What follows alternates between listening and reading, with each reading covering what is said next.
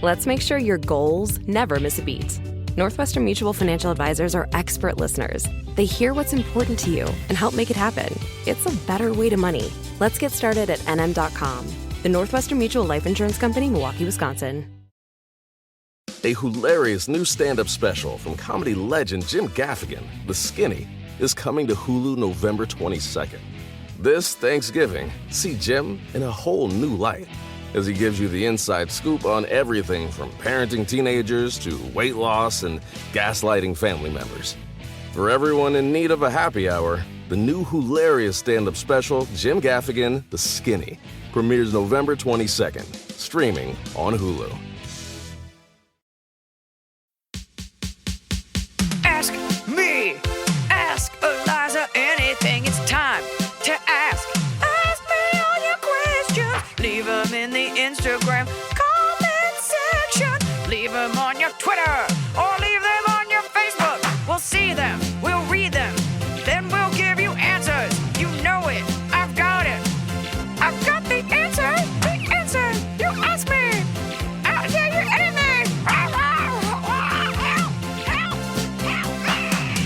You guys, we're just going to kick this off by saying the night I met you. Yes. Of course I knew who you were.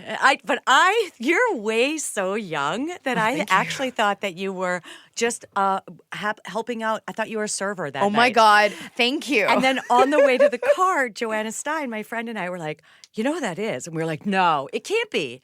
Because my God. First of all, it's not that you look old in elder millennial, because first of all, when you say you have to tell your age, I'm like, no, she isn't. But it's that you have such an energy of, I'll put it this way, you don't act like a star.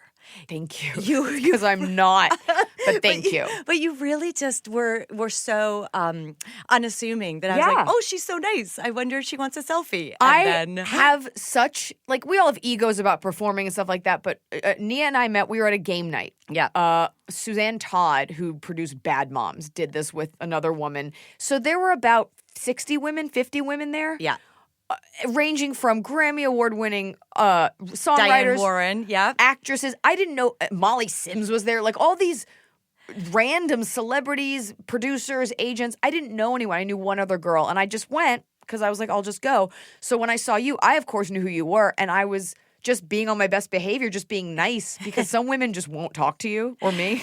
And I was like, oh, finally someone's speaking to me. Yeah. And then I was like, I wonder if she's this nice to everyone, or does she know who I am? I don't think she, I think she just, you were so nice. And I was like, this is so cool. And then I creep time DM'd you on Instagram. Which by then, because Joanna and I, by the time you were walking down the driveway, we were checking out your Instagram page to see if it was your face, because we were like, there's no way. She's so young. Oh, that's there's no so way. funny. Oh my gosh, thank you. Yeah, we were for sure thought you were going to go around the side and finish with your catering gig. Yeah. I appreciate that. Yeah. Happy to be confused for the help. Don't say the help. We have some questions. A lot of people have written in. Oh, you got a lot. We had to sift through hundreds of these. We cannot get to all of them. Some of these are about your career. Some of these are people wanting to know favorite food, things like that. We're going to kick it off with some appropriate ones. Okay. Quince_Queen. Oh my God, please do a Greek family, Jewish family comparison. It's the same. It's the same. Yeah. So I don't really know any Greek families, but you must know some Jewish families. Yeah, absolutely. I think our families are exactly the same. The dad who thinks he's in charge, but it's actually the mom. Things that revolve around food. Nothing is ever discussed. It's yelled. That's the same family, A lot of right? emotion. A lot of emotion, yeah. A lot of emotion. I think it's ethnic, but like anytime you're coming from another country or it's like a cultural thing, because I don't think of Christian as cultural. I think of it as like white people here in America, and there's like a lot of suppression of emotion. I think anytime there's expression is allowed, and I think with like Puritan roots, people like to suppress things. But if you're Italian, if you're Greek, I don't know what the French do, and Jews, it's weird how like the three of those kind of emotion-wise, there's no problem with emoting. No, and there shouldn't be, because if you keep things inside, you're going to get a tumor. You're going to get a tumor. Get it out. One of my favorite lines from my Big Fat Greek wedding, she's like, yes, it was my twin. That I wrote about my It's ridiculous, but I know you do this with your stand-up too, but you take pieces of your family, right? And that's my real aunt had a lump on the back of her neck that she claimed was her twin. Oh, my God. Yeah. I At the love time, that. we were like, ooh, I hope it's not serious. And all I did was write it into a script. It had teeth and hair. It was my twin. MegFeg03 says, for Nia. I like how she says for Nia as if I'm going to be like, oh, this must be about me and Connie and Carla. How was your experience playing Connie and Carla? She says, one of my favorite movies ever. Did you learn from drag queens? Did you have a favorite musical? And then she says something nice about me, how she loves the podcast. And I'll be in Florida soon. What was it like playing Connie? I loved getting to sing in a musical. I loved being able to hang out with beautiful drag queens. I'd had an eyebrow incident before that. A very famous eyebrow lady had claimed that she could arch my eyebrows, and I was laying upside down on her table. And when I got back up, there was nothing there. And I looked angry in photos for about 2 years. Was it Anastasia? Yes. And and so then during Connie and Carla, they were constantly filling in my eyebrows when we were not drag queens. And one of the drag queens took me aside and said, I can fix those. And so I know, I love it. So Drag Queens Fix My Eyebrows Oh, thank God. is the title of my autobiography. You know, my friend Bonnie Zane. Love you her. know, I think Anastasia burned her eye. She has like a mark on her eye now. I'm pretty sure. So people, I don't know. Yeah. Go to some strip mall. Don't go to a famous place. You're from Winnipeg, correct? I am. I'm Canadian and a middle child, which is why we are annoyingly nice. Oh, really? Yeah. Is that a thing? I think so. Yeah. Oh. I have been to Winnipeg several times. I'm like, Where'd you play there? what was it called? I don't remember. Is it? Oh, I did a casino. Oh. It must have been a casino. Before that, I did Rumors Comedy Club. Yeah. And it was so cold, and there was no green room. I had to sit in the office. And then there must have been a casino. I'd have to look it up. But I do enjoy going to Winnipeg. Yeah, it's the nicest people on the planet. I love planet. Canadians. Can't even say it. Even our license plate is Friendly Manitoba. That's, all of Canada. Never had a problem with a Canadian. Yeah. Well, that's not true. Kyrell, what is this? Kyrell Isle. Oh my God. Hi from a fellow Winnipegger. My mom's favorite movie is My Big Fat Greek Wedding. What has been your favorite thing about being an actress, writer, all-around successful woman in show business? I should have read that question better before. Oh, I think it would be creating fake profiles and pretending to ask myself a question like that. Oh my God. Did you do that? No! Oh my God, that's hilarious. That's what I should do when I go on a podcast, is just be like, Eliza, you're so beautiful. How do you say so beautiful? Oh my God, oh my God, wouldn't that be great? Yes. Have 16 fake profiles, but I'm so bad at tech stuff that I would get outed and busted and caught. Did you ever hear about that? Somebody did that. Someone married to a person who was in the Trump campaign, and somebody tweeted her. Yeah, how can you stay married to, I think it was Papadopoulos, and she was like, oh, it's horrible. And then it was revealed that she actually added herself and revealed herself to be the person sending herself that same tweet. Yeah. That would be me. The unearthing of it. I always get nervous if I harass someone that they'll find my account and then see the email attached to it and be like, yeah, we know it was you. That's right. Or just like dragging your IP or something, just figuring out. People will find ways to find out. And I don't think I'm technologically savvy enough to cover up my tracks. Yeah. So that always terrifies me. I'm not technologically savvy, like at all. I use my computer for email, writing scripts. That's it. That's it. If I didn't have my assistant, I'm just like, can someone come deal with this? And I'm like, feel like I'm getting older, and I feel like there's like a certain point where you have the capacity to know all the stuff. Yeah. Like I can fix your phone and do all that stuff. But beyond like the iPhone 10, I don't know. I don't know what goes into what or what downloads software. Who cares? None of it. Just driving here, my car just said the apps have been downloaded. And I was like, okay. Where? I don't even know what that means. What apps? Yeah. Fall has fallen, winter is on its way, the days are shorter. But just because, they feel shorter. And just because the days feel shorter doesn't mean your to-do list gets any shorter. You still have to power through your busy days. And a great way to do that is with nutritious food from Factor's no prep, no mess meals. At the end of a short day in the fall or the winter, the last thing you want to do is have to cook. Factor has got you covered from breakfast, snacks, dinner, anything in between. Factor has easy, nutritious options to keep you fueled, like their chicken Florentine with spinach and garlic chili cauliflower. You bet That's what I want to make myself at the end of a day where I am exhausted and my husband isn't home. Whether you like routine or you enjoy mixing things up, Factor has you covered with 35 different delicious meals every week and over 60 additional convenience options you can add on, like keto cookies, pressed juices, and smoothies. And because Factor meals are chef prepared and dietitian approved, you're going to love not only Factor's meals taste, but also how they support your goals, even if your goal was just making yourself dinner. Head to factormeals.com/Eliza50 and use code Eliza50 to get 50% off your first box and 20% off your next month. That's code Eliza50 at factormeals.com/Eliza50 to get 50% off your first box plus 20% off your next month while your subscription is active. The holidays are here. And for a lot of us, the holidays mean decorating, hosting, celebrating. For me, it means a lot of traveling, and nothing feels better year-round, but especially during the cozy holidays, than a restful night's sleep in soft, luxurious sheets. Boll & Branch's signature sheets are made with the finest 100% organic cotton, and they get softer with every single wash. You already know that I got Boll & Branch this summer when I needed breathable sheets to sleep in, but this holiday season, I'm actually gifting some of my friends and family Boll & Branch's Ultimate Softness Bundle. I get to choose a signature hem sheet set in any color, a signature hem pillow set, and a waffle bed blanket. And they're all getting juniper because I think it's a classy color. This way you know you have something nice to sleep on when you visit. It's the perfect gift for you and them.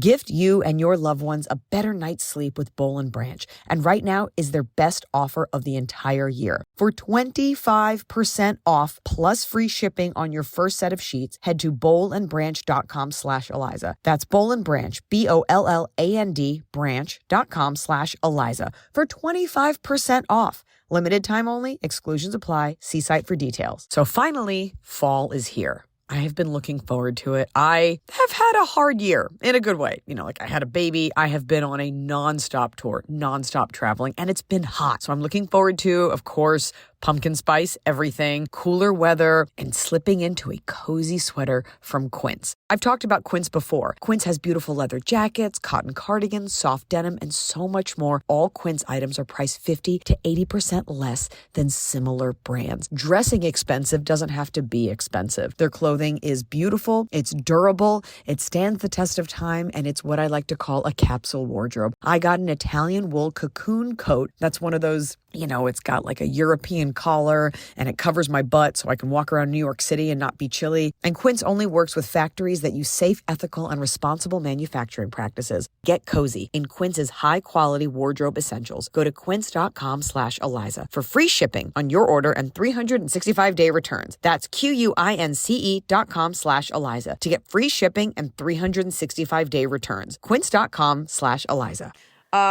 So speaking of fake profiles and like celebrity things, Bordeaux _ get rid of it, Kraus. What are the boundaries you set to keep your life private? Like when my Big Fat Greek Wedding was popular, did you have to do anything you didn't expect? And have you kept up with those boundaries, habits back then? Let's not get too specific in case this person's trying to case your house. Or did you have to change it up? So I guess, you know, you go from an actress to a mega actress in a movie that changed comedy. I mean, that was like the movie. What were some changes you had to make? Well, my house had been bought under my name, so and it was a beautiful little tiny house on a street, and people were in front of it suddenly, and photographers, and that was weird. Yeah. That was really weird, and so I moved. Bought a house in the name of a trust. Yep. And I never let my daughter be photographed on purpose. I mean, there are some pretty malicious people who will do it and post it. And there's really nothing you can do. You can't obsess about it. Because you can't feel like you're in a village somewhere in deep Africa and someone's stolen your soul when they get a picture of your daughter. You kind of gotta let it go. Okay. But it's awful. It's an invasion. Yeah. I mean, I don't have any kids, but I would imagine just someone... I had someone call my dog ugly once, and it, like, wrecked my day. Oh, my God. Someone called my dog dumb one time, and I what? Yeah. There's that. My house is also in a trust, and I had a crazy person still find it somehow. Yeah. And it's just that feeling. And then when I was looking at another house, I remember looking at houses and thinking these houses were so beautiful, but I remember not feeling safe, even though the house was secluded, because like there were no curtains and there was no like darkness, like the idea that like someone could be looking in. Yeah. And you don't even have to be that famous. You can just be a woman. That's right. And people want to stalk you. Oh, you're at the grocery store and the bagger asks one too many questions and just know you have a stalker. Yeah. It's anyone. Girls should just think about, after I had one, the amount of women that were like, oh yeah, that happened in college. This guy would just walk through our apartment all the time. And it's just, it used to be women's like, oh, well, you asked for it. Now it's like, what's the excuse? Like, I opened my eyes today. Yeah. It's a huge problem in our society. That's actually what I say to my daughter. You can walk down the street naked and you have the right to not be touched. I say it all the time. Yeah. Yeah. Naked selfies, like when Jennifer Lawrence took pictures of herself. And I was at the park and these women were like, well, why was she storing naked pictures in the front? That is her right. That's her right. Yeah. And by the way, everyone has taken sexual pictures, sent them to someone that they care about. I don't want to get into it, but like an iCloud hack or a leak or something like that, people are stealing from you. People get angry when women take ownership over their bodies. Like, how dare you like the way you look? Yes. And you're like, so I'm a slut because I sent it to my boyfriend of 3 years? Yeah, never. And you stole it? Yeah. Nope. Turd. Riki _ master _ Jamie. That's not very holistic with all the underscores. It stresses me out. How do you unwind after a long day, Nia? I remove all the underscores from anything I post online. Everything. You know what I do? I just hang out. I watch bad TV. What do you watch? I gotta know. Oh my God, anything like The Housewives, anything. But I'm not diligent enough to know what's going on. Right. Yeah. Nor do you have to. Yeah. It's the same plot for like 10 years. Yeah. Any movie where the woman is the killer, I'm in. Oh. Oh yeah. Those are great. Revenge movies. Do you like Killing Eve? Yes. Oh my God. Sandra Oh's another Canadian. There you go. Yeah. She okay. Oh, yes. Yeah. And just, anything on the treadmill. Right now I'm watching Fosse Verdon because the director directed my play and because it's brilliant. Your play is Tiny Beautiful Things. It's at the Pasadena Playhouse. We were so excited to get you as a guest that we have fast-tracked this episode so it comes out before the play stops running. That's super sweet. So people can see. I think it was a condition for you to come on the show. People can see. They have a tough publicist. Yeah, fair enough. At Pasadena Playhouse, Tiny Beautiful Things. All of your celebrity friends have come out to see it. I've been following you on Instagram. I'm going to see it, so that's another celebrity friend. And it's getting great reviews, and people really love it. It's super sweet. Yeah, well, we did it for 2 years in New York. Oh, wow. And now, okay, let's just do 2 seconds about the play, and then we'll go back to this fun stuff. This is all fun. Okay, so Tommy Kail, when he was directing Hamilton, he gave me the book, Tiny Beautiful Things, written by Cheryl Strayed. I had read Cheryl Strayed's other book, Wild, one of her many other books, and I was so blown away by what Tiny Beautiful Things was, which was an exchange of letters. So Tommy and I approached her. We optioned the book. Cheryl's our partner. She gave it to us for like $1.50. And then I just got out of the shower. Can you tell I'm still sweating? And that's the worst feeling. It's the worst when you work out really fast. You're like, I could get a workout in. Oh, I'm sweating. Ugh. Story of my life. So then I adapted the book, and we went up at the Public in New York, and we are the New York Times Critics' Pick. So it's sold out. Wow. Boom. So then we went back, and we did it again for 4 more months. And then I published the play. Samuel French published it, and there are between 15 to 25 productions currently and in the future running of this play. Wow. People are doing this play, and that's what that was the goal. Tommy Kail and I wanted to create a piece of theater where my role could be played by women not bound by gender, age, by anything, just by social stratus, what is called social status. None of it, just so that you could act, because there are so many. It's the last bastion of racism, casting. Oh my gosh. Wow. I never thought about that. Yeah. Where you have to say, no, this has to be played by a woman, Anglo-Saxon, in her 20s. Right. Actually, no. So my only request is that women are about 35 and over to play the role.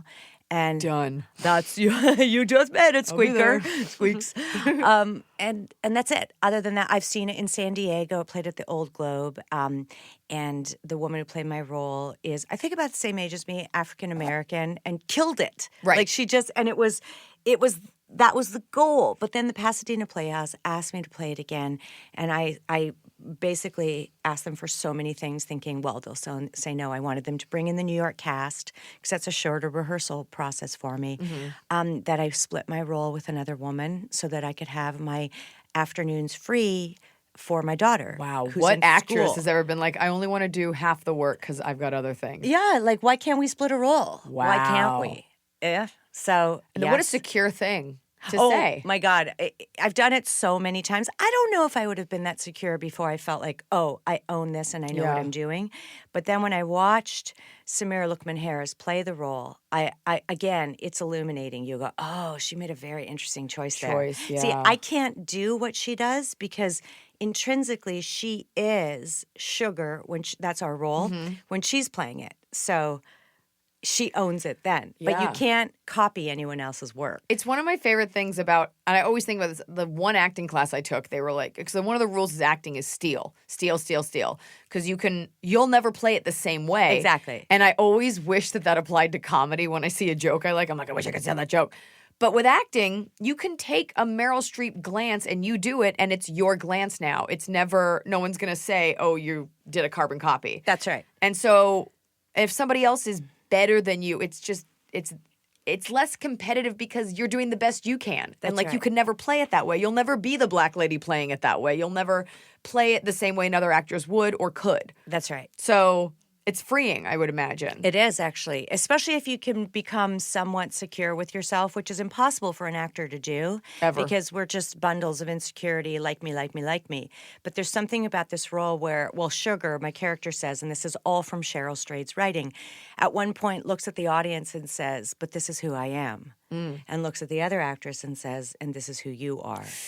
And that's my favorite piece in the whole thing. This is who I am. You have to actually know who you are to play this role. So we created this piece of theater. It's gone on. It goes on. It goes on. But the Pasadena Playhouse asked us to come, the New York cast. So we're doing a very short run. Very short. Like it ends on May 5th. Yeah. It's 5 weeks. No whining if you miss it. I know it's sold out. Go online. Just buy a ticket in the mezzanine. Quit whining. Yeah, or just show up. Someone always doesn't show up. It's true. We had 2 empty seats in the front row last night. In the front row. What? My whole life is sold out shows and then it's like 6 seats empty in the front. Why is that? Is that some benefactor? Do you think it's like season ticket holders and they're like, I just can't? So. It's so, and I'm like, why? And why doesn't anyone, like, you know what it should be? 10 minutes in, we're giving lose away your your role. ticket. That's Yes. right. I agree. You giving away your lose your tickets. tickets if you don't show Reshuffle. up. Yeah.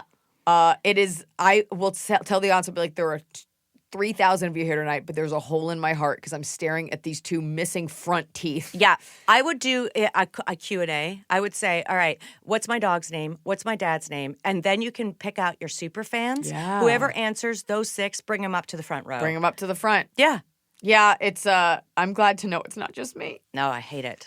You were talking about actors, Agent Bond _007. How is it being a director and an actor in the same movie?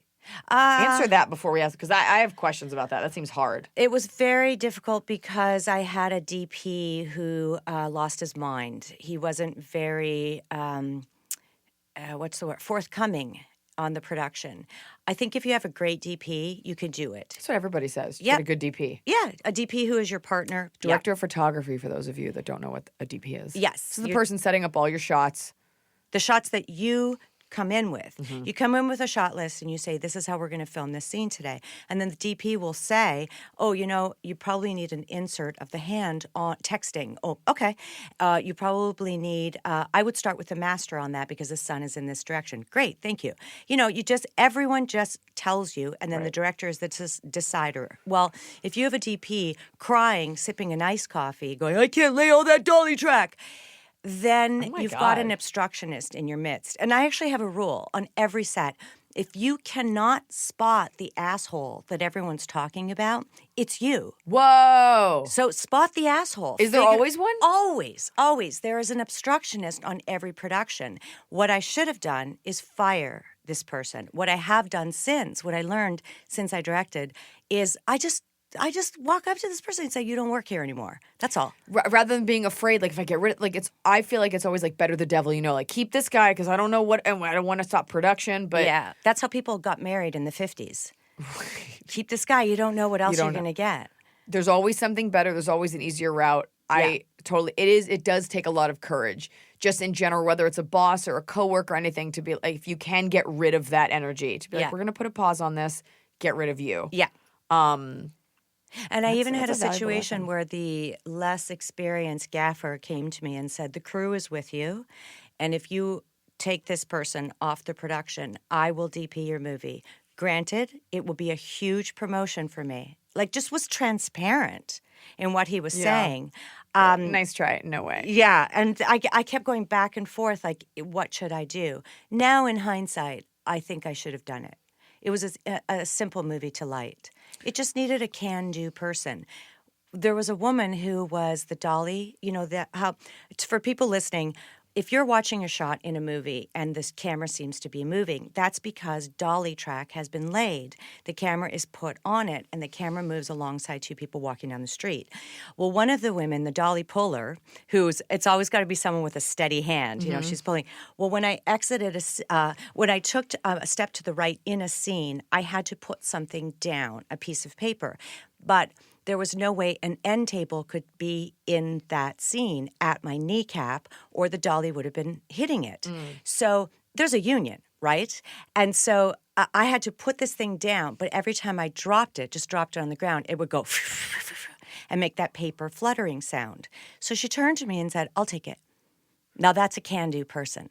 Because she's not actually allowed to touch a prop. That's right. People don't know that there are unions. There are unions for the people lighting it. There are unions for the people doing your makeup.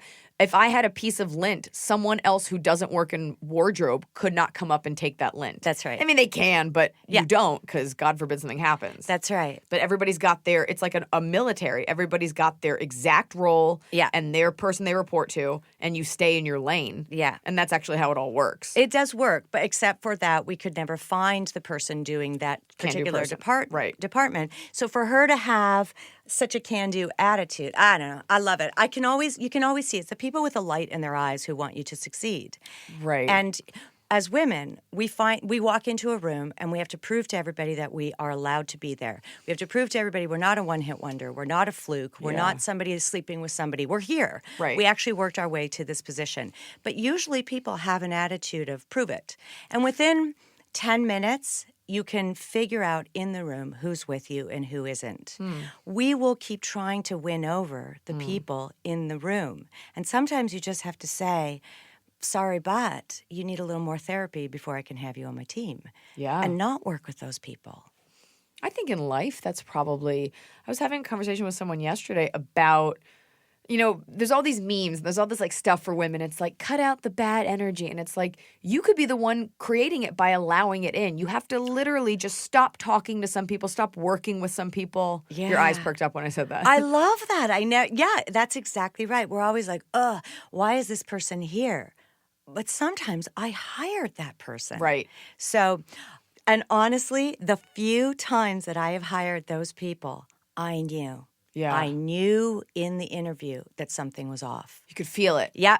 I've noticed that, at least since I've had my babies, that I smell differently when I sweat. Maybe I'm just like getting older. I don't know, but I smell differently. And I don't love that. If I'm on set or if I'm on stage or if I'm doing anything like functioning in public and I don't want sweat stains or to be aware of my stinky pits, that's when I turn to Lumi whole body deodorant because it keeps me smelling fresh all day. Lumi is seriously safe to use anywhere on your body. Pits, under boobs, right ladies, thigh folds, belly buttons, butt cracks, your feet. It's clinically proven to block odor all day and control odor for up to 72 hours. How? Well, unlike certain traditional deodorants that may try to mask odor with a fragrance, Lumi is formulated and powered by mandelic acid to stop odor before it starts. Lumi's starter pack is perfect for new customers. It comes with a solid stick deodorant, cream tube deodorant, 2 free products of your choice like mini body wash or deodorant wipes, and free shipping. As a special offer for listeners, new customers get 15% off all Lumi products with our exclusive code if you combine the 15% off with the already discounted starter pack. That equals over 40% off the starter pack. Use code ELIZA for 15% off your first purchase at LumiDeodorant.com. That's code ELIZA at LumiDeodorant.com. A hilarious new stand-up special from comedy legend Jim Gaffigan, The Skinny, is coming to Hulu November 22nd. This Thanksgiving, see Jim in a whole new light as he gives you the inside scoop on everything from parenting teenagers to weight loss and gaslighting family members. For everyone in need of a happy hour, the new hilarious stand-up special, Jim Gaffigan, The Skinny, premieres November 22nd, streaming on Hulu. I had that, I can't go into specifics. The other day we were in a meeting, it was a casting meeting. There was just an energy off of this one person. Yeah. And I remember I said something that wasn't wrong, but obviously taken out of context sounded really bad, but I was still right about it. It was about casting a person of color. And I said, we have to cast a black person. You cannot cast like a half Latino, half white person, because then it looks like you did it just like you were like, okay, fine, we'll wedge them in. I go, but if you do black, then it's a choice. Does that make sense? Versus like, okay, fine, here's your minority card. And she was like, oh, that's really aggressive. And I was like, that's not aggressive. It's honest. And I remember in that moment thinking like, that's a leak right there. Yeah. Like that's the person that will leave and be like, she said something. Like you have to, the more, it's interesting. I've found this, like the more successful I've become in very small increments, the less I trust people. I'm very open with stuff, but the more people are out there to like hope that you fail. And the more you have to keep insulated. Yeah, you have to be careful. Absolutely. And you are such an open, loving person. The way you said hi to me, I was like, oh, hi. So I was so excited to meet you. Ditto. But you're going to get hurt. And Yeah. that's me too. We're going to get hurt. And that's okay. Because if we get too insulated, then we're not going to be funny anymore. Well, then, yes, because there's no experiences. And then you become the crazy celebrity that doesn't leave their house and they're super weird. Yeah. The more I go in this career, the longer I live, the more I'm like, oh, I get why people are weird. Because you don't know who's out there to hurt you and you don't know people's intentions. The other night, so I'm at the Comedy Store all the time. I'm always there, and I always invite friends. And if you're single, I'm like, come on out. There's always boys. I always bring people, and they always bring people, and you come to the show. And a friend of mine was like, can I bring a dude, someone I don't know? And I just said, and I had 3 spots that night, which is exhausting. And I just said, no. She goes, no, you're going to love him. I go, you know what? I don't feel like entertaining a stranger tonight. I don't feel like in between shows, making sure this random person has a good time so they can pass judgment on me while I'm at work. I'm already entertaining the people who bought tickets. I think I'm done letting in strangers just because I'm a nice person. That's so healthy. Thank you. What you said was, I don't want to entertain this person in my 3 sets because you're hosting a party. Yeah. Yeah. I don't want to in between have to ask about you and then feel judged and make sure I'm saying the right I'm tired. Mm-hmm. And my friends can see me at my weakest, but I don't need that extra. You're already going to get judged in your art. And I don't need people, oh, can I bring my friend to your party? No. I don't need someone I don't know looking around, judging me. Yeah, if I can manage it, which oftentimes you can't. The other thing, too, with what you do is you have to be willing constantly, I'm not giving you advice, I'm observing. I'll take your advice. A person who does stand-up has to be willing, as you do, to push the envelope, to take risks, to make mistakes. Otherwise, you're just doing the same joke, right? And so I love that about the profession. Now, it is largely, for years and years and years, it was men. I used to work at Yuck Yucks in Toronto. I was a waitress. Oh my God. So many people started as comedy waitresses. That's so amazing. Okay. Isn't that funny? And I would see somebody who would start on amateur night, and then I'd go away to do a musical, and by the time I came back, they were middling. Right. And then I'd go away and do Pippin and come back, and they were a feature. Right. Now, the confidence that comes with being usually a white male in society is inherent, and it's just a part of their makeup, and we don't blame them for it, but we must observe it. Over and over again, I watched men get pushed further because they just felt that they had the right to make mistakes. Often, there would be a woman who said something that was a little off color and a little that, and I would see the waitresses turn on her. Ooh. And it blew my mind because over and over again, feminism is unwavering support. is saying, yeah, she tried a new that. Let's look at it this way: she tried a new joke tonight, not she did something weird. Right. Now, So- if consistently she's trying something weird, the person sucks. But yes, allow them to fail. Exactly. But hopefully she's winning enough that the failing is a fluke versus you just suck. Yeah, I mean, I really remember there was one woman, she had beautiful red hair. I never knew her name. I never knew what happened to her. But man, she would push the envelope and she was great. She got great. Yeah. And then I don't know what happened. Kathy Griffin. She's doing okay. Yeah, I don't know. But, so what I'm saying about you is you're doing the right thing. You are an open person. I saw Drew Barrymore on the Sony lot when I first moved to LA. I was there doing a voiceover. And she said hi to me, and then I saw her face like, oh, I don't know her. Like Right. that. And I thought to myself, if I ever become a working actor, I have to remain open. And so you saying hi to me, that's why I was like, we need to be friends. Oh my God, that's so funny. And I really appreciate that because I think I was coming to terms with this recently, like living in this town, it really takes the decency out of you. What happens is you come in with the best of intentions, and then someone's a little rude, and then you're like, you know what, maybe I'm tired of smiling at people, and all of a sudden you become part of the problem. And it really is a daily battle to keep that light and not allow others to decide. I think a lot of male comics are inept when you text them. They're like, okay, don't know, don't answer, or you talk to them out and they're just weird. And for a long time, I was like, you know what? I'm not making eye contact. I'm done trying. If you're allowed to be weird, I'm going to meet it with the same weirdness. But the truth is, I'm not that person. I was raised right. I'm not socially awkward. I do look you in the eye. Yeah. And I was like, I'm not going to let you dim me because you were raised by monsters. Yeah. And it is a choice. And it's funny because at that party, I had tried to talk to so many women who did not want to speak to me or look at me. It's interesting because, okay, my name is pronounced Nia Vardalos, right? And I get every permutation. And I just go, yeah, what are you going to do? My friend's name is Barb, and she said people would burp, and she'd go, yeah. You just get used to this is your name, and you're born with it, and you go through life. But at that party, I, too, noticed that people called me Nina or Vardalos or Vandulas or something, and I was fine with it. At least you got far enough that they knew your last name. I was talking to one. I said one thing, and this woman literally turned around and just walked away from me. And I was like, "Oh my God!" I was like, "All right, I get it. You don't know who I am, but that is a monster move. That's wrong. It's wrong. 100%. Yeah.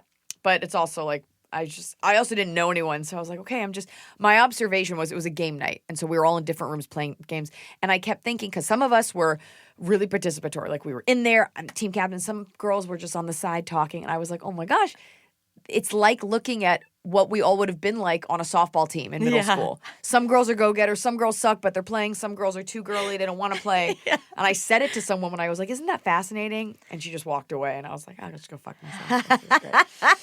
All right.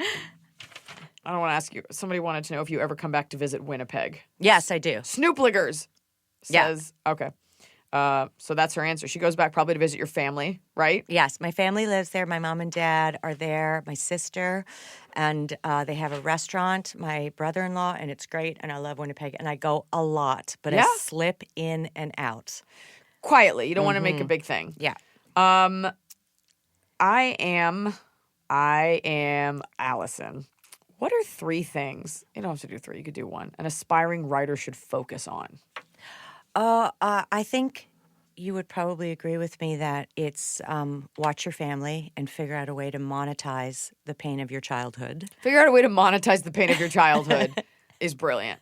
And 2 is stay open. I guess stay open. And 3 is don't judge yourself as you're writing. It's a horrible term, but I call it vomit writing. Just get it out. Get it out. Yeah. Because somebody else asked, and I didn't finish this, Agent Bond _007 says, do you ever find that you're overcritical of yourself? Absolutely. Of course. If you're not, if you love your first draft, trust me, it sucks. Yeah. But get out that first draft. Get it out. Get it out. Put it away for a minute. Go for coffee with a friend. Buy some shoes. Take it. Yeah. Print it, because we process information differently than we do in a scroll. You hear that? And after you've printed it, read it. And then sometimes I've written an entire film about a flower shop and this and that, and then realized, the brother that appears on page 33, that's what this movie's about. There's a lot of digging. Mm-hmm. I think you also, in order to write, you have to love writing. And I'm personally not formally trained. I've written a bunch of screenplays because no one else was hiring me, so I just sat down. But as an artist, I had to get it out. Yeah. The amount of pages and pages and pages I've written just to throw away because I just had to get it out that day. Yeah. You know, because the act of it, you should love the act of that. Yes, and no brings you closer to yes. You hear that, folks? What is it? Then expound on that, please. If you write 30 jokes and they're no's, the 29th joke is the yes. Was that Thomas Edison that said, Scott, what did he say?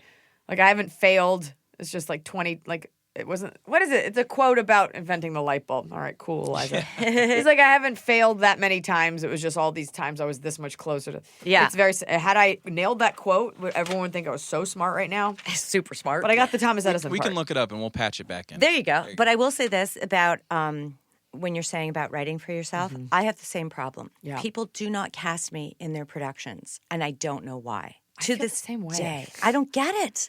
Huh. Like never. I'll even say I'll audition for you. Is there some? And they're like, well, it doesn't really need a rewrite. I don't want to rewrite wanna it. write I your want to shit. I say wanna be in somebody it. else's words, and so I do write for myself because I want to work. But it's really quite. I'm stumped now. I don't get it. And so I just started, my agent said, why don't you just tell people you want to be in their stuff? So I am. So I'm putting it out there. I want to be in something that you've written. Yeah, I wonder. I always feel like people like to use their same buddies over and over. I always feel like I don't have the right friends. And so it's interesting to hear someone like you say that. So I'm like, okay, maybe it's not just me that feels that way. But I really feel about writing for yourself. Anybody that ever writes anything, an actress that writes versus just a writer, it's always no one would book me, so I wrote my own thing, and it really does work. Yeah. Like you wrote My Big Fat Greek Wedding. It was so specific, so you. Nobody was writing that, Right. And you wrote it for yourself, Right. And people want great content. They want specific stories. They want unique perspectives. You really do. Hopefully, you can get it to the right people. Write something for yourself. I've worked maybe 3 times ever. If not for stand-up, I'd be like a girl that's been in 2 things. And I'm blonde. I look just like a lot of other girls, and I'm definitely funnier, but I can't ever book it. I always lose to, we booked a boy. We booked someone who's a different color, which obviously I can't play. And I never understand why, like, I can't just nail it. That is just crazy. But that's why I asked you by text, for those listening, if you wanted to act. Because, of course, I hadn't IMDb'd you. So maybe you have to put it out there, too. I want to act. I want to be in your thing. She wants to be in our thing. All right. Because that was illuminating for me. I was like, okay. And to me, I'm like, oh my God, I auditioned for so much, but nobody knows you. Like, no one knows about auditions. No. They only see what you're in. I was just in a movie called Wonderland with Mark Wahlberg, and we have a very intense scene, and I'm really hoping that will shift the way people think of me. That is so great. It was a great day for me on set. Yeah. So scary. My niece, by the way, asked me just to say baby leg to you. Baby leg. Oh, my God. Squeeze that baby leg. Oh, God. Squeeze that baby leg. Your work. Look, Oh. let me gush for a minute. my gosh, I But can't your make eye work- contact. Your work is so you push us to a place, and yet we go, oh my God, that's exactly how I That's think. me. But Thank I you. didn't know that I thought that way. I appreciate that. I think that's what comedy is allowing people to realize, like, you're not alone. We all squeeze those baby legs. We Yeah. all shave our big toes. We all have these thoughts. Yeah. And the more, you're talking about being open for comedy in particular. And My Big Fat Greek Wedding, you're saying, like, this is my family. Yeah. And even to an extent, the play that you're doing, like, you're saying these are thoughts people have. These are emotions. I mean, that's what art is. But the more you give the comedy gods, the more vulnerability you give, the more they reward you. Yeah. The deeper you go, even if it's a drama, like you talk about a trauma in your life, when you put that and you bring light to it, Yeah. the comedy gods smile on you. There's something so revealing about what you do. You say these things like, I don't want to go and ask a guy out. I don't. And I am a hardcore feminist. Yeah. But when you say, because we do all this and indicate how good you look on stage, and by the way, how on earth, I would be sucking in my stomach the whole time with that crop top that you have on. I was like, impossible that you look this great. But when you say, and we do all this, I was like, it's true. It's true. I have been lasered from my eyebrows to my toes. Right. Laser hair removal, I basically put it on the map. Somebody had a question about hair removal.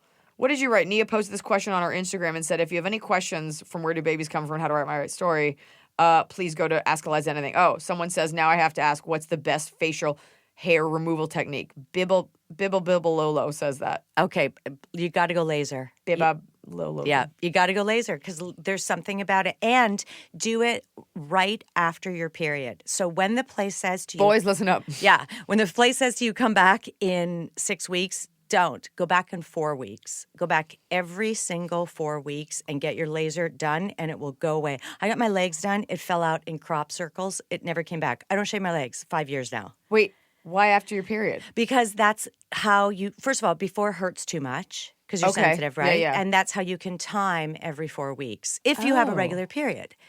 You get a period every 4 weeks? Oh my God. Once 28. Yeah, 28 days. Oh, 4 weeks. Sorry. I don't know why. In my head, that was 4 months. Okay. I was like, all right, well, maybe you're a gymnast. I don't know. Also, your periods, you're a celebrity. I don't have to worry about your period. All right, so that's the best laser hair removal. Yeah. And then this other question, we'll get back to the Hollywood stuff. Penny Valar Morghulis. Do you watch Game of Thrones? No, but I'm trying to get into it, but it's so scary. Last night, I know what happened with the dagger. I know it all. I just gave it away. By the time this comes out, it'll be okay. Okay. How does a screenwriter present his work in Hollywood? It's easier now, to be honest, because you can film it on your iPhone. I wouldn't try to get anyone to read it because the system is broken. So gather 9 of your friends, film it on an iPhone, edit it on your iMac, and post it. There you go. This is a Greek man, left Greece to London. A lot of Greek people wrote in, work in London as a screenwriter, and I'm here in LA. So that's her advice. Yeah. Write it, put it on its feet, Yeah. chop it up, Yeah. put it out. Put it out. Oh, also, first, copyright it, because this is a city of thieves. It is, and do we still do it the old way where you mail it to yourself, or do you actually have to? The Writers Guild has a process. It's about $20 for non-members, $15 for members, where you just... What a deal. Yeah, I know. You walk it in, or you can upload it onto their site. So that's it. You want an answer. Most people want like the fast track cure-all, but that's an answer. That's a real answer. Brett Tucka. Nia, I was obsessed with My Big Fat Greek Wedding growing up. I loved Tula so much. It was one of the few movies my mom would let me watch as a child because she loved it too. Tula's so relatable, and watching her gain self-confidence and stand up for herself is so fun. What experiences and thoughts from yourself went into creating her character?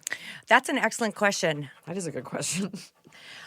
I grew up in a really traditional Greek family where people became teachers and lawyers and doctors and married another Greek person. You could be slightly related to them. That was acceptable. And for me, it's not like I stood up to it all. No one asked me out. I had my older perfect sister, who is very deserving of the moniker. Everyone asked her out, and I largely got to be sort of in the shadows doing theater with my bangs and glasses and just chubby, happy body. And I was so overconfident because I had 27 first cousins who followed us around constantly. They'd come to my show. We'd then drive to see Angie's figure skating. Then we'd go to Mikey's football practice.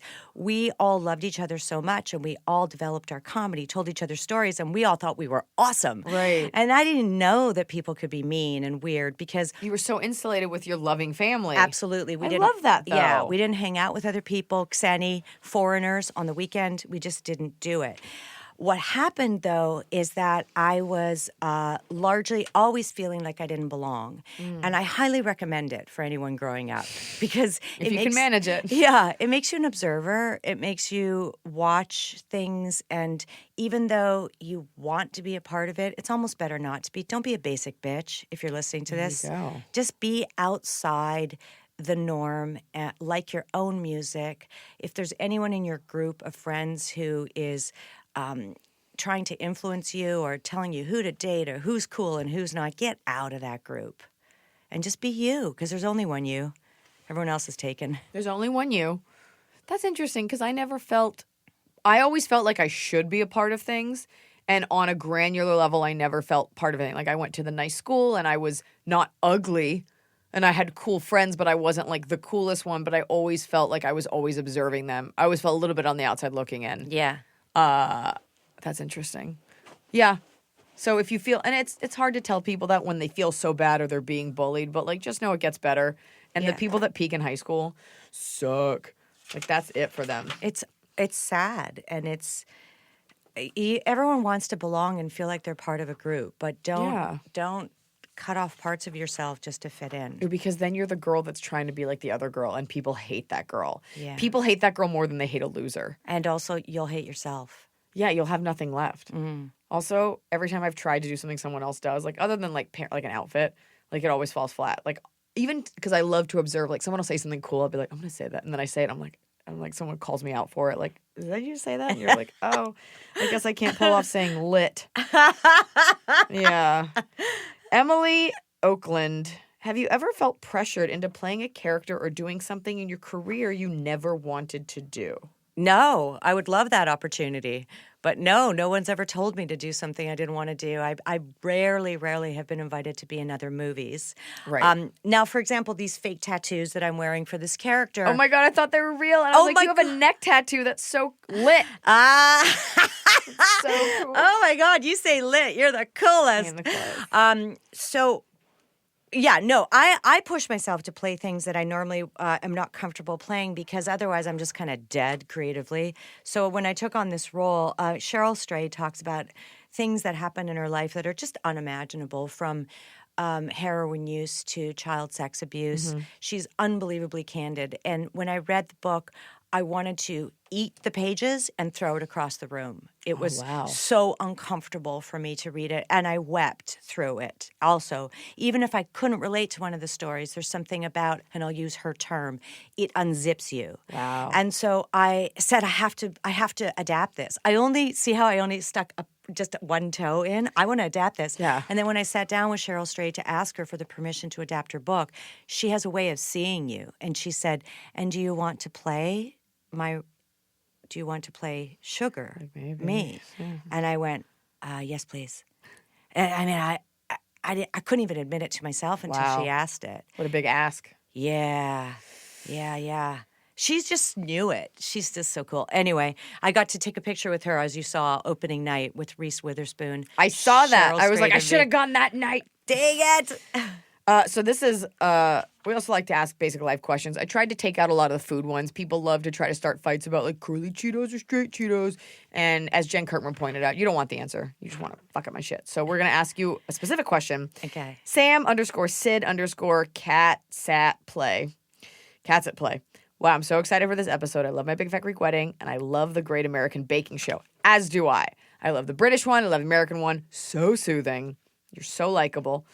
My question is, when it comes to wedding and food, what do you think is the best way to pick your cake? So when planning my wedding, I loved a chocolate cake, but I need you to pay attention, Nia, because it's going to get specific. I loved a chocolate cake, but my husband's grandmother does not like chocolate, so we decided to go with a strawberry cake. Should you go for a cake that will please your guests, or be selfish and get whatever you want and you and your partner like? I don't regret my wedding cake. It was lovely, but I still long for that chocolate cake that got away. That's hilarious. Hey, you have a lifetime of chocolate cake. Your wedding cake should be for your guests. Whoa. Because it would be like serving a peanut butter cake to somebody with an allergy. Would it? Because that could kill them. Yeah, exactly. Versus just not liking it. Oh, does she not like chocolate? Or Yeah. But she's grandma. How long is she going to be around? Well, see, I take the opposite. I'm like, she'll be dead. Who cares? And you're like, God. you've been, as a Jew, I'm like, she'll be dead. Who cares? And We the should Greek write- is like, it's your grandma. We should write something together because I can feel us our yin yang. Totally. We're like, I'd be like, I don't know, that's a little mean. You'd be like, don't be a pussy. Put it in. You're like, please everyone. I'm like, fuck them. It's your wedding. You paid for it. Oh my God, that's so funny. I really thought we'd be on the same page. So your advice is the cake is for the guests. Yeah. And please your grandma. Yeah, get yourself a little chocolate cupcake. Eat it by yourself in the closet like everyone does on their wedding day. God. You and fit every into day. your dress. Yeah. That is hilarious. If you're not eating a chocolate cupcake at the end of your wedding crying, you are a failure. You got to cry. That's really funny. Okay, my advice is, now that you're saying that, I'm like, I guess that makes sense. So much of it is for the guests, though. Like, we picked our food for them. And the cake, I was like, this is my chance. I don't like chocolate. I don't eat chocolate. I wanted a passion fruit cake. Love fruit. So I got a passion fruit cake, and the fucking baker put in a layer of chocolate ganache. And you can see as we're cutting the cake, I'm through my teeth to my husband. I'm like, what the fuck is that? And I was like, is that chocolate? He's like, just keep smiling. People are taking pictures. And I emailed the baker. She's like, that's our signature move. Like, your signature move is that you put in something no one asked for. That's not right. My signature move is I don't pay bills. That's what I said. See, we're not so different. We are the same. And you know what? I don't know if anyone ate that cake, but I went around Helen Keller style pulling cake off people's tables and like just shoving it in my mouth. All right, you know what? You're on your own, Sydney Cat's Play, because you got two different schools of thought here. Yep. Well, I guess you already had it. Well, at least your grandma got her strawberry cake. Wish I was at that wedding. I would have loved some strawberry cake. Do you read Greek? Yeah. Someone wrote we have the English down here. It's about Big Fat Greek Wedding. I'm sure you've answered. Okay. Do you want me to read it in Greek? Will you? Yeah. Okay, and then I'll read the English. Okay, so he says, επειδή okay, that is ελληνικά, θα You have to read it out loud. You can't just whisper into the mic. Oh, ποιος είναι ο αγαπημένος σου χαρακτήρας? What? My favorite, character. I think the dad. With Windex. Yeah, the man who plays my dad. Well, I love John Corbett so much. Dang, I love Gia Carides, who plays my cousin. I Just love know that Andrew whatever Martin. answer you give, the rest of the actors will hear this and hold it against you. Yeah. Okay, let's put it this way. I love my real parents. There you go. Who are the inspiration. That's an actress answer. There you go. Just trying to stay healthy for my family. Yeah. I love whoever played your aunt. Andrea Martin. Oh my God. It was my twin, and my best friend and I to this day, because my best friend is half Italian, and she's always got hairs. I'm like, how do you not see these on your face? I'll take a tweezer and I'll go, one big one, to like pluck it out of her mole. Andrea Martin on the Big Fat Greek Wedding 2, we filmed the last scene where we're on the bed together and she's giving me sex advice. And we had the full day to film that whole scene, and we did every setup. And then the last setup was from her point of view. And I just sat off camera and had her say dirty things. I love that. As Aunt Vula. Aunt Vula was the best. He has a question here. When will my Big Fat Greek Wedding 3 be ready? And I saw that you filmed that already. No. There's a rumor out there that we're doing my Big Fat Greek Wedding 3, but I'm so busy with the play. It took me 3 years. There were pictures. Yeah. You used old pictures, and it said like 2019. Yeah. Oh. Yeah. All right, well, can I be in it? Now I'm being direct. There you go. You're doing the right thing. I'm doing the work. I like it. Okay, let me think about that, because if there is a part for a shiksa. Or I could just be a barista. I'll put a hat on and be like, here's your coffee. Like, just Wait something. a minute. Wouldn't it be great if I cast you as the caterer, because that's who I thought you were? That's hilarious. I thought you were a kind catering young, person. 19-year-old caterer. That's it. You're going to be the person that we're like, you can't be in here. We're drinking. We're drinking, You're youngster. so young. Oh, thank you so much. Well, now it's time for everybody's favorite segment, Top of the Cob. Let me hear it. Play the song. It's the top of the cob. We're doing it right every day. You just take a bite, top of the cob. All right. Nia Vardalos, we are here. I said that right? Yes. Okay. Yeah. When your last name is Schlesinger, you tend to respect the phonetics of other people's ethnic last names. What is your top of the cob? I love when someone will give me a sample of La Mer cream. Oh, very specific. Like in the store or like as a friend? Okay. And like in the store, like, because I use that cream, I find it great. Yeah. But when I'm there looking at should I buy another jar or should I pay my mortgage?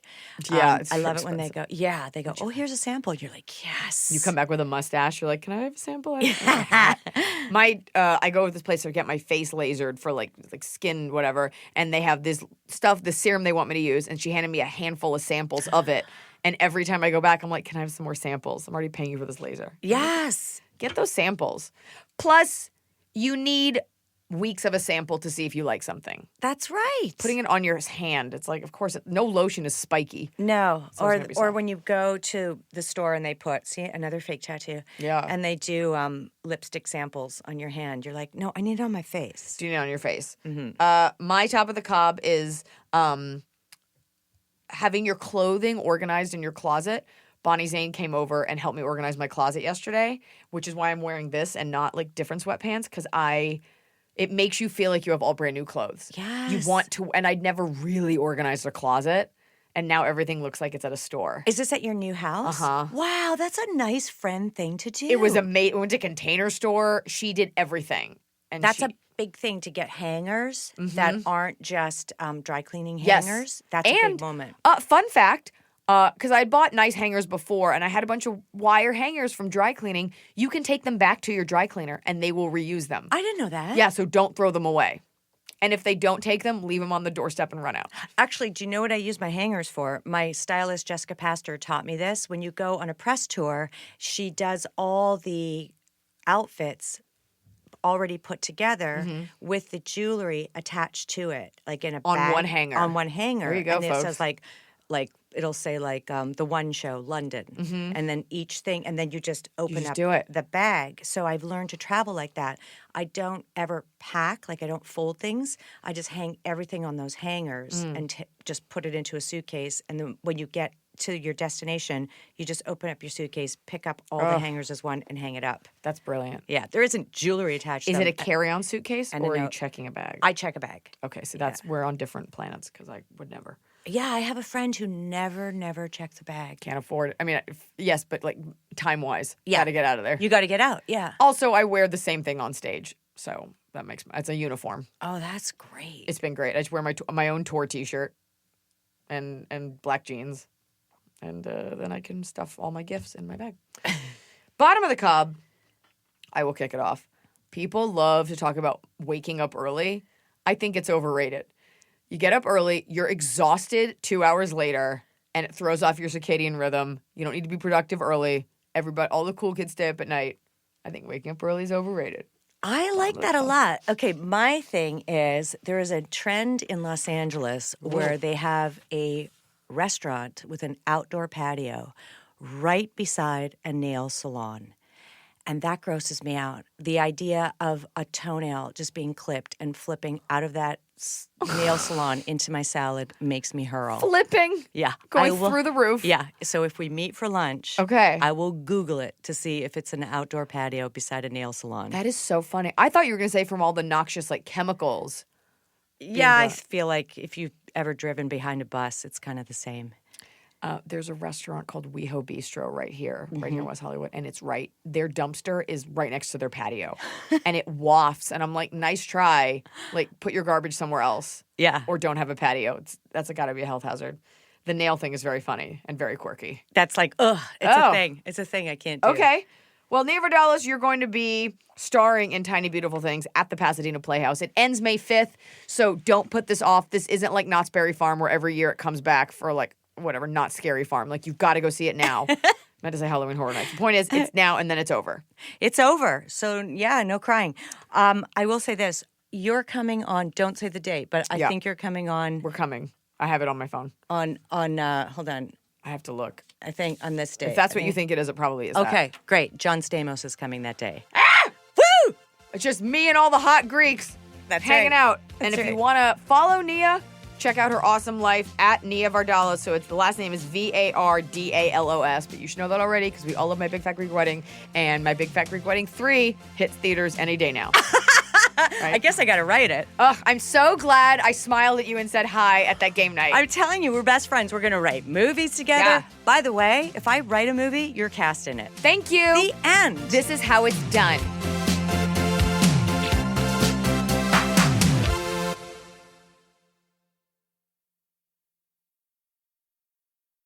It's time to have your high five moment with High Five Casino, the top social casino where the action and real prizes never stop. Fun spins and big wins are right at your fingertips with over 1,000 games, including High Five Casino exclusives. High Five Casino is always free to play with free coins given out every 4 hours. Sign up today for a free welcome offer that can get you spinning and winning right away. Visit highfivecasino.com. High Five Casino. No purchase necessary. Void where prohibited by law. Must be 21 years or older. Terms and conditions apply.